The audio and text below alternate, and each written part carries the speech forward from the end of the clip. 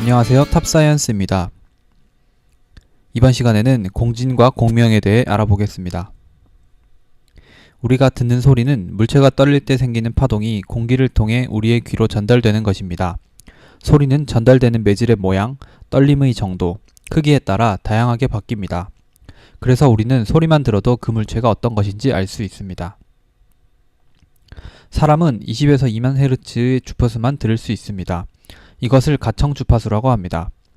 하지만 가청 주파수는 나이에 따라 청력에 따라 달라지며 실제로 가청 주파수는 20에서 2만 헤르츠보다 좁습니다.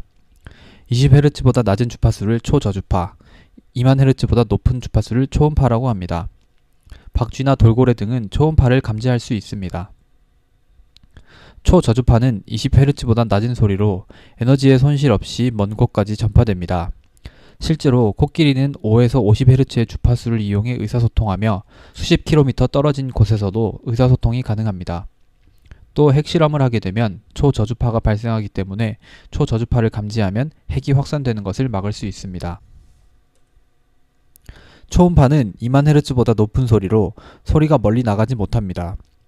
초음파는 물체에 닿으면 반사되어 돌아오기 때문에 초음파 검사나 어선의 물고기 탐지에 사용됩니다.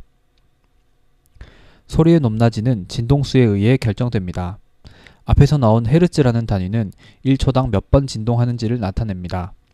진동수가 적으면 소리가 낮고 진동수가 많으면 소리가 높아집니다. 그래서 약 200헤르츠로 날갯짓하는 벌의 날갯짓 소리보다 약 250에서 500헤르츠로 날갯짓하는 모기의 날갯짓 소리가 더 높게 들리는 것입니다. 진동은 물체의 떨림이 주기적으로 반복되는 것을 말합니다. 어떤 물체가 하나의 점을 중심으로 반복적으로 왔다 갔다 한다면 이 물체는 진동하고 있다고 할 수 있습니다. 파동은 진동이 퍼져나가는 것을 말합니다.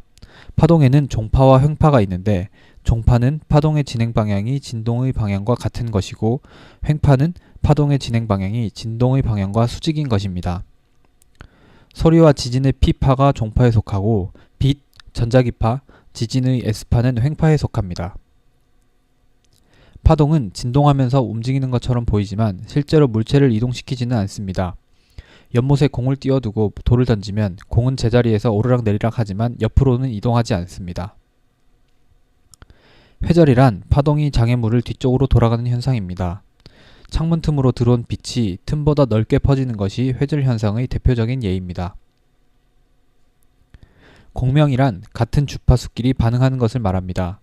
물체는 모양과 크기에 따라 소리가 다르고 작은 물체일수록 높은 소리를 냅니다.